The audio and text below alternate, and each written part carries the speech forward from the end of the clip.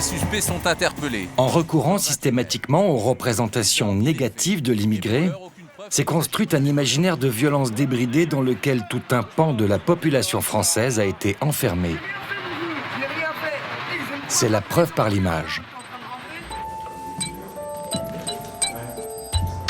Mais si vous retirez l'image, que restera-t-il alors? L'étranger gardera-t-il mécaniquement son statut de délinquant?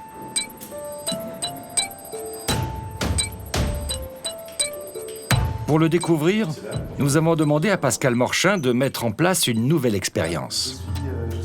Une expérience de psychologie sociale créée dans les années 40 par Allport et Postman, un classique de la discipline. Pour commencer, je vais montrer une photo qui est ici, qui représente une scène qui a été prise dans un transport en commun. La première personne qui a vu la photo va devoir mémoriser le plus d'informations concernant la photo, et ensuite elle va devoir raconter à la deuxième personne qui va venir, elle va devoir raconter ce qu'elle a vu. Messieurs, dames, je vais vous demander de bien vouloir sortir. Bien, vous êtes prêts? Alors, ce que je vous demande, c'est d'observer cette image attentivement, de mémoriser le plus d'éléments possible. Venez. Merci.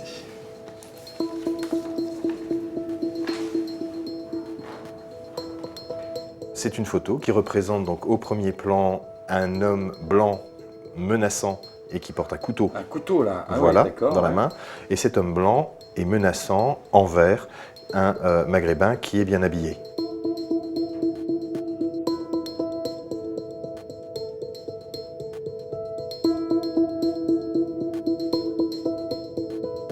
Seule la première personne voit la photo.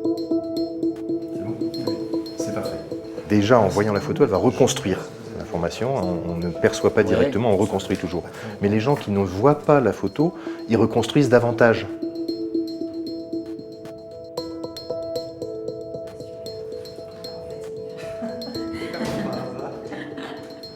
Les bébés. Donc, alors, qu'as-tu vu, alors, il y avait, c'était dans le RERB.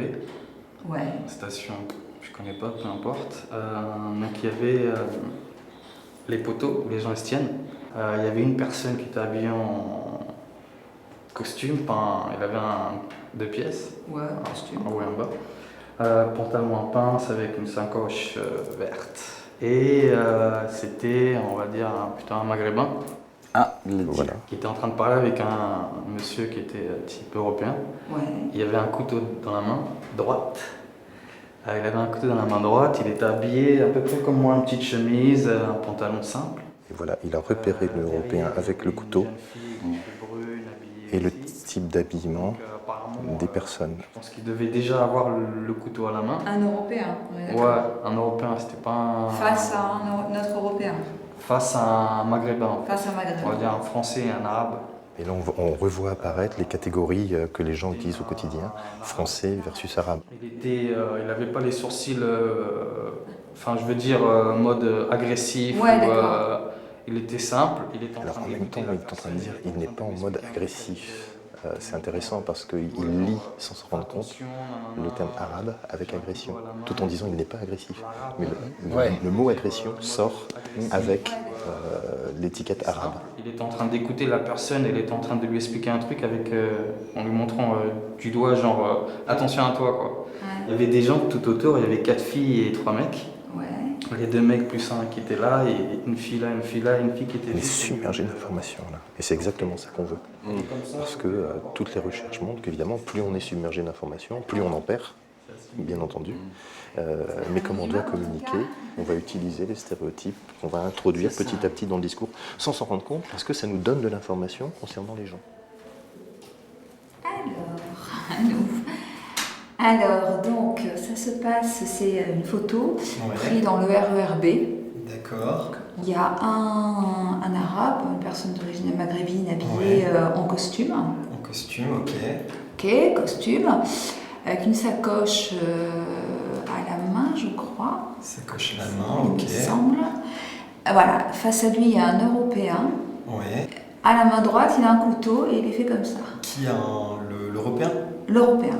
Ok, donc il a un couteau Voilà. main droite. Main droite, et il indique- fait comme ça. Non, il fait genre, attention, Attention. taper. Voilà. D'accord, ok, je comprends mieux. Ok. Alors, j'avoue que les tenues, j'ai pas trop retenu ce qu'il m'a dit. Il m'a bien fait le détail, mais bon, j'ai un peu zappé. Voilà, bah, c'est le processus normal. Voilà, ouais, Beaucoup d'informations, donc Apparemment, c'est on en pas, perd. c'est pas une esclandre, puisque les gens ne sont pas comme ça. Voilà. Comme quelqu'un qui sort un couteau, généralement, tu regardes. Ok, bon, bah, très bien, je pense C'est bon pour toi. visualiser la scène, ouais.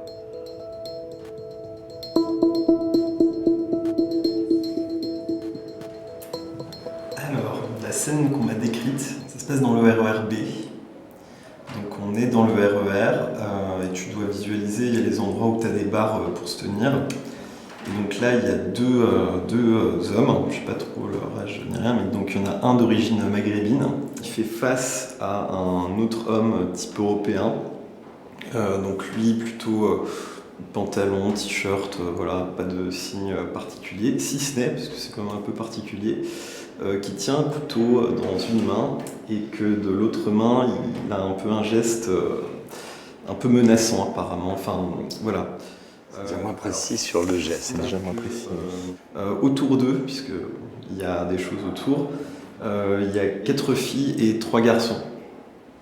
Voilà, donc là je pense t'avoir dit tout ce que j'ai en tête. On voit le message, la durée Ouais.